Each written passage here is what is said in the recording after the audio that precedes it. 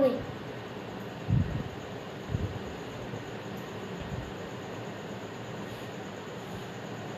तो बच्चों chapter number 1 billion, ऐसी सभी चैप्टरों से फर्स्ट भाग में कौन कौन से क्वेश्चन इंपोर्टेंट बोर्ड के लिए, वो भी वीडियो में बनाने जा रहा हूँ। तो सारे बच्चे अपने दोस्तों में शेयर करते हैं जो बच्चे इंटर में इस बार पेपर देने जा रहे हैं। तो यहाँ से आप लोग उन प्रश्नों को याद कर लेंगे और बोर्ड में आपको फंस जाएंगे, ठीक है। तो चैप्टर नंबर 1 बिलियन, इससे कौन कौन से क्वेश्चन इंपोर्टेंट बोर्ड के लिए। तो पहला प्रश्न, पराशरण दाब। पहला प्रश्न है पराशर दाब। तो पेपर में पूछेगा पराशर दाब किससे कहते हैं और इसके नियम। तो पराशर दाब और इसके दो नियम होते हैं, बॉयल बार्नटाप नियम और चार्ल्स बार्नटाप नियम। तो पराशर दाब को याद कर लेंगे और बॉयल बार्नटाप नियम और चार्ल्स बार्नटाप नियम को भी याद कर लेंगे, ठीक है। तो पराशर दाब आएगा या फिर वो आएगा, इनमें से एक क्वेश्चन 100% बोर्ड में आएगा। दूसरा प्रश्न, हेनरी का नियम। हेनरी का नियम और इसकी सीमाएं।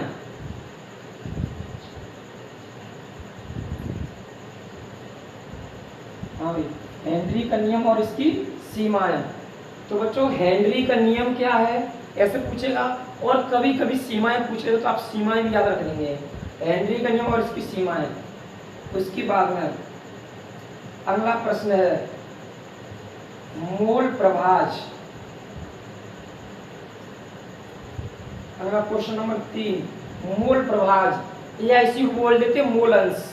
मोल प्रभाज या मोल अंश क्या, ऐसे प्रश्न पूछेगा, ठीक है। तो इसकी परिभाषा और इसमें जो सूत्र है वो लिखना है। दूसरी बात बच्चों, पराशर दाब और है मोल प्रभाज पर न्यूमेरिकल भी आता है। तो मैंने इस चैप्टर के न्यूमेरिकल की एक वीडियो कल डाली थी और कल भी डालूंगा। आज मैं इंपोर्टेंट प्रश्न की वीडियो बना रहा हूँ, तो ये वीडियो अपने दोस्तों में शेयर कर देंगे और इन प्रश्नों को याद कर लेंगे, ठीक है। मोल प्रभाज। और अगला प्रश्न है वार्नटाप गुणांक। वार्नहोफ गुणांक। वार्नटाप गुणांक पेपर में पूछेगा कि मोल प्रभाज क्या है। अलग प्रश्न है जी, अलग प्रश्न मैंने एक भी ज्वाइंट कर दिए हैं, ठीक है। तो पराशर दाब, हेनरी का नियम, सीमाएं, मोल प्रभाज, वार्नटाप गुणांक। और अगला है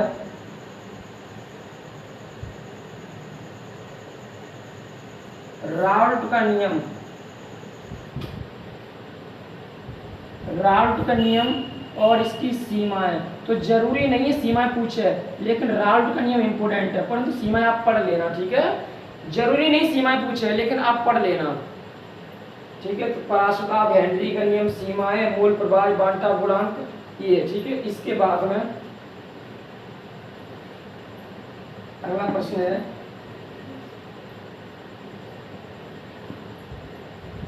मोलरता, नॉर्मलता और मोललता। ये इंपोर्टेंट इसलिए है, हाँ जी बच्चों, ये इंपोर्टेंट इसलिए अलग से है, कभी कभी इनकी परिभाषा पूछता है।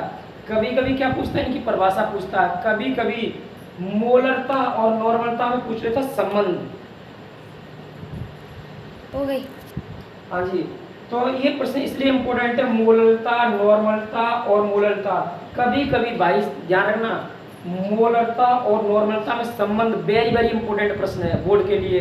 तो इससे पहली वीडियो जब मैंने सूत्र की बनाई थी तब उसमें संबंध लिखा था, उसको याद कर लेना, बहुत इंपोर्टेंट प्रश्न है, ठीक है। और इनकी परिभाषा पूछ लेता कभी कभी। अगर परिभाषा नहीं पूछेगा तो इन पर न्यूमेरिकल जरूर पूछेगा।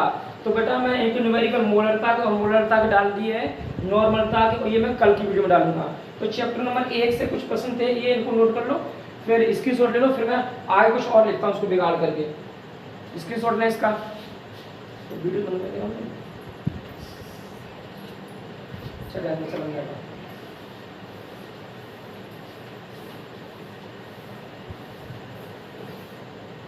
इसके बाद में कुछ एक दो प्रश्न और हैं। एक दो प्रश्न ये है कि आपसे पूछेगा समपराशरीय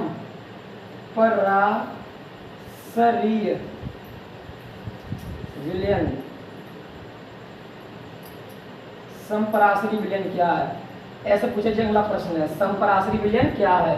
ठीक है, इन प्रश्नों को आप याद कर लेंगे पहले इतना, उसके बाद में फिर आगे की चर्चा करेंगे। ठीक है, तो चैप्टर नंबर 1 के मैंने प्रश्न बता दिए, अब चैप्टर नंबर 2 के बताऊंगा, तो इनको नोट कर लो फटाफट से। बंद कर दिए, बंद कर दिया, क्या कराऊंगा हो गई। बोला हूँ क्या आपकी सब बात जाती है। हाँ जी, इसमें एक प्रश्न और है विलेयता।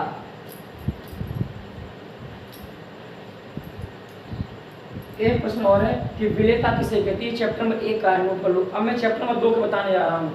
अब बेटा मैं बताने जा रहा हूँ चैप्टर नंबर 2 के, और चैप्टर नंबर 2 का क्या नाम है, वैद्युत रसायन। वैद्युत रसायन,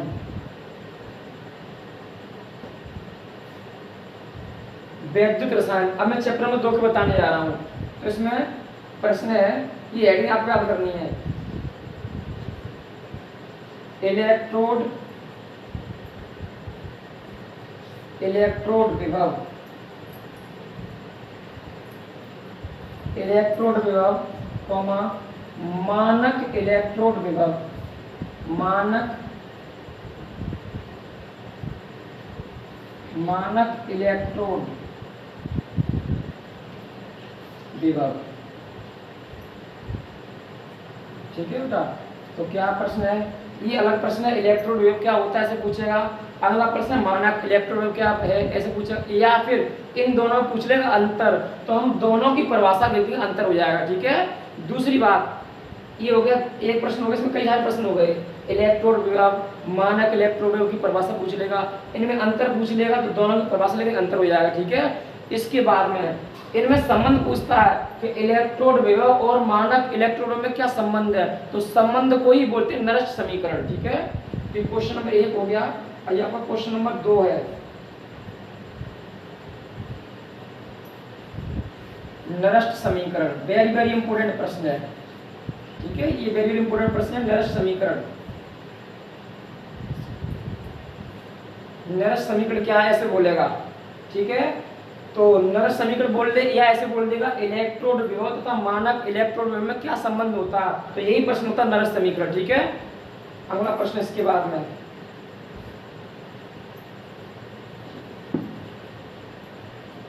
वैद्युत वाहक बल, वैद्युत वाहक बल क्या है, वैद्युत वाहक बल क्या है ऐसे बोलेगा, वैद्युत वाहक बल क्या है। ठीक है बच्चों, अगला क्वेश्चन है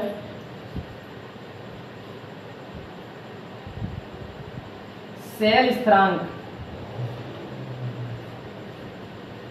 सेल स्थिरांक इंपोर्टेंट प्रश्न है, इसका स्क्रीनशॉट मैं ऊपर लिखूंगा। मैं बंद करिए, हो गई। तो बच्चों ये चैप्टर नंबर 2 के, चैप्टर नंबर 2 के मैंने अभी कुछ प्रश्न बताए थे, कुछ और है उनको देखो।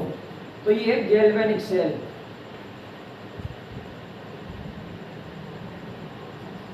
Galvanic cell, galvanic cell comma शुष्क सेल, गैल्वेनिक सेल कोमा शुष्क सेल कोमा मरकरी सेल,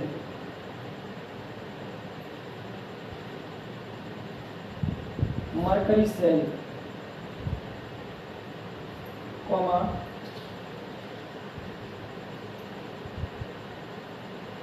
ईंधन सेल,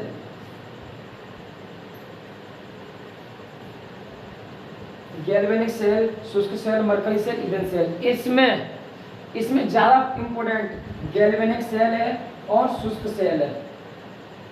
ठीक है, उसके बाद नंबर आएगा ईंधन सेल का। तो इन सभी सेलों में कौन सा प्रश्न इंपोर्टेंट है, गैल्वेनिक सेल इंपोर्टेंट है, शुष्क सेल है, उसके बाद नंबर आएगा ईंधन सेल का। ठीक है, और याद रखना बच्चों, अगर शुष्क सेल की जगह मरकरी सेल आ जाए तो इन दोनों की थ्योरी लगभग एक जैसी है, तो आप इसको लिखाने से कोई दिक्कत नहीं है। दोनों का चित्र एक जैसा है और दोनों की थ्योरी एक जैसी है, बस थोड़ा सा अंतर है। तो बेटा ये प्रश्न ज़्यादा इंपॉर्टेंट है और ये कम है, उसका नंबर इसका आएगा। अगर ये आ जाए तो आप इसको लिखे आना। ठीक है, इसके बाद फैराडे का नियम। अभी समय बहुत है इसलिए अभी से आप स्टार्ट कर दो, ये पूरा याद कर लो। फैराडे के नियम, फैराडे के नियम, उसके बाद में कोलराउस का नियम,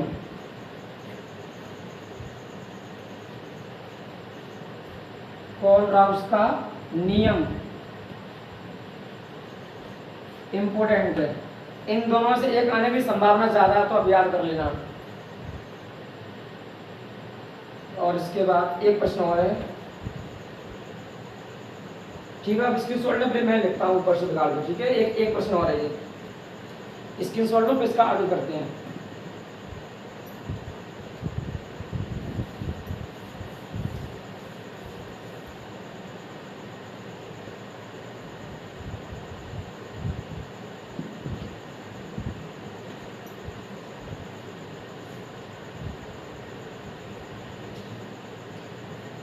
मोलर चालकता,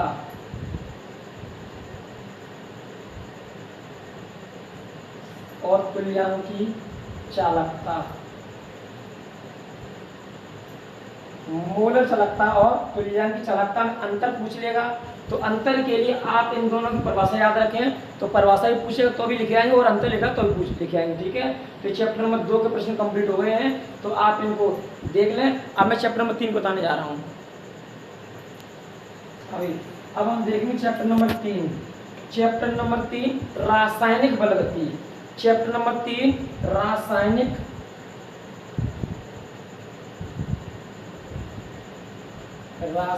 बलगति।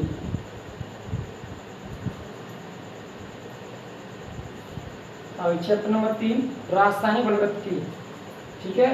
इसके क्वेश्चन इंपोर्टेंट कौन से हैं? तो इसमें प्रश्न बेटा इंपोर्टेंट है, अभिक्रिया का वेग, अभिक्रिया का वेग तथा वेग स्थिरांक,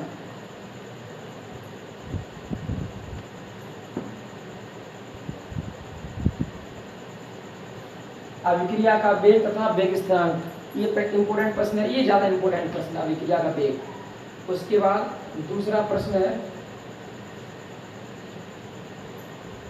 आणविकता, आणविकता, आणविकता किसे कहते हैं और इसके उदाहरण। ऐसा पूछेगा आणविकता क्या, उदाहरण पूछेगा, ठीक है। अगला प्रश्न है इसकी अभिक्रिया की कोटि,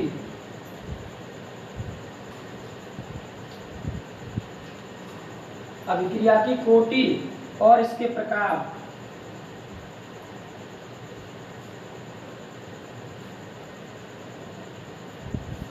अभिक्रिया की कोटि और इसके प्रकार। तो बच्चों पेपर में ऐसे पूछेगा अभिक्रिया की कोटि किसे कहते हैं, या इसका कोई प्रकार पूछेगा, प्रथम कोटि की अभिक्रिया, द्वितीय कोटि की, सभी नहीं पूछेगा। प्रथम, द्वितीय, तृतीय में से कोई एक परिभाषा पूछ लेगा। और बेटा इसका उदाहरण जरूर याद रखना, उदाहरण के बिना उत्तर नहीं देगा, नंबर नहीं देगा, तुम्हें ध्यान रखना, ठीक है। ये नोट कर लो। इसका थोड़ा सा बिगाड़ते हैं, फिर एक प्रश्न और लिखते हैं। ये संघट्ट सिद्धांत, हाँ जी, संघट्ट सिद्धांत क्या है ऐसा पूछेगा। संघट्ट सिद्धांत क्या, ये इंपोर्टेंट प्रश्न है। एक छोटा सा प्रश्न और इसको स्क्रीनशॉट लो, बताते से चैप्टर है, इसकी थ्योरी खत्म हो जाएगी। बैठ जा।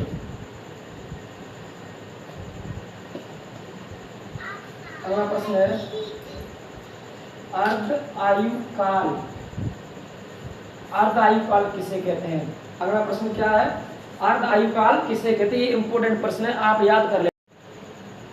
हाँ जी, तो दोस्तों चैप्टर नंबर 3 का एक प्रश्न रह गया था, प्रथम कोटि की अभिक्रिया तथा शून्य कोटि की अभिक्रिया का व्यंजक। तो ये डेरिवेशन पूछा जाएगा पेपर में, एक का प्रथम कोटि का या शून्य कोटि का, द्वितीय का तृतीय का नहीं पूछा जाएगा, प्रथम कोटि या शून्य कोटि में से कोई एक का व्यंजक पूछा जाएगा।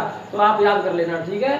अब इस प्रश्न को लिख लो। अब चैप्टर नंबर 4 और 5 की बात कर लेते हैं, 5 मिनट का काम हो रहेगा मात्र, से खत्म हो जाएगा। इनको सब बच्चे एक एक करके याद करना स्टार्ट कर देंगे अभी से, और पेपर तक अच्छी तैयारी हो जाएगी। और साथ ही साथ में प्रतिदिन प्रत्येक चैप्टर के न्यूमेरिकल कराऊंगा, तो न्यूमेरिकल को जरूर सीख लेना, पेपर में 3 या 4 न्यूमेरिकल आ जाते हैं। अगर कोई चीज आपने नहीं लिख पाई तो वीडियो को पीछे करके देख लेना। चलो चैप्टर नंबर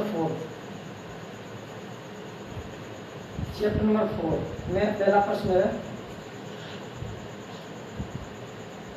छोटा चैप्टर है ये, संक्रमण तत्व। संक्रमण तत्व क्या है? संक्रमण तत्व क्या है और इसके लक्षण। हाँ जी, संक्रमण तत्व क्या है और इसके लक्षण पूछेगा। उसके बाद अगला प्रश्न है लेंथेनाइड श्रेणी। अगला प्रश्न क्या है? लेंथेनाइड श्रेणी तथा एक्टिनाइड श्रेणी।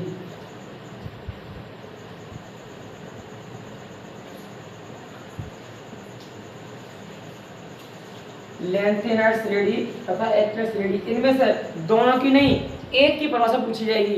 तो याद कर लेना, परिभाषा मतलब इसमें बताया कितने का तत्व है, कहाँ से कैसे, सारी बातें बताएंगी। तो जो बच्चे हमारे पास पढ़े मैंने लिखाया, और जो बच्चे अन्य जगह पढ़े तो टीचर ने वहाँ लिखाया होगा, या फिर आप मास्टरमाइंड से देख लेंगे, इन श्रेणी के बारे में पढ़ लेंगे। तो इन श्रेणी में से किसी एक की परिभाषा पूछी जाएगी और इन दोनों में अंतर पूछा जा सकता है, तो याद कर लेंगे। एक प्रश्न है इसके बाद में,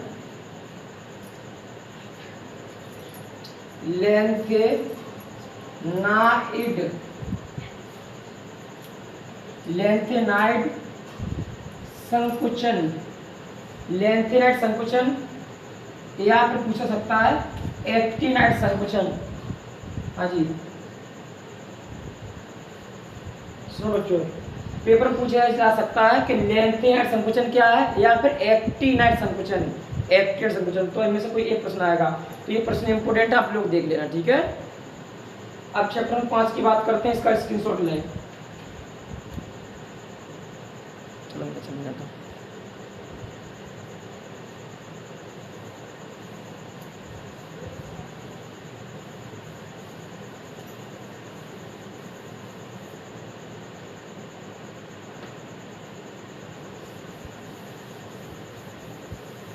चैप्टर नंबर 5, चैप्टर नंबर 5 में आपको पढ़नी है समाव्ययता।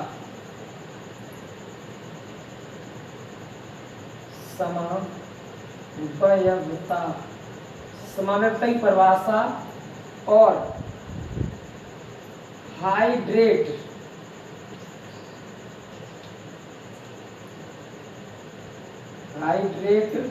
समाव्ययता,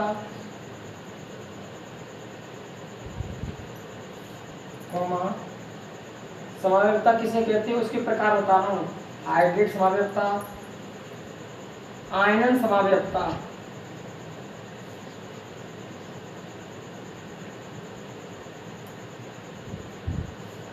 और इसके बाद में पढ़ लेना आप लोग त्रिविम समाव्ययता। त्रिविम समाव्ययता याद कर लेना, त्रिविम समाव्ययता, ठीक है। इसके बाद में आपको पढ़नी है IUPAC,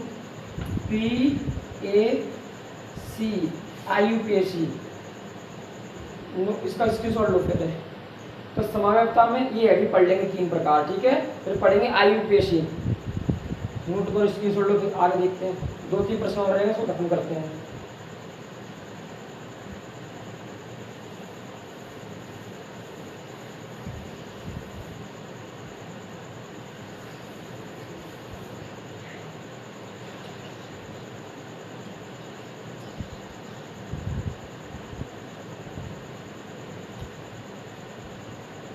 संयुक्ता,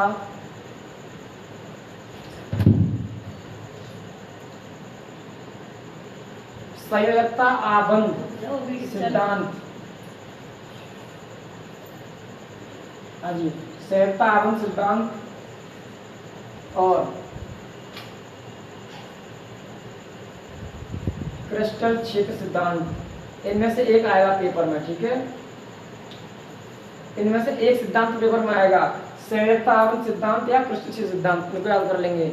और आप पढ़ेना लिगेंड, लिगेंड क्या है और इसके प्रकार, ठीक है। इतना ही पढ़ लेंगे, बाद में और देख लेंगे कोई होगा तो अभी फिलहाल इतना ही पढ़ लेंगे, ठीक है। तो भाइयों इस वीडियो को अधिक से अधिक शेयर करें और चैनल सब्सक्राइब करें और वीडियो को अंत तक देखें, थोड़ा सपोर्ट करो भाइयों मैंने, ठीक है।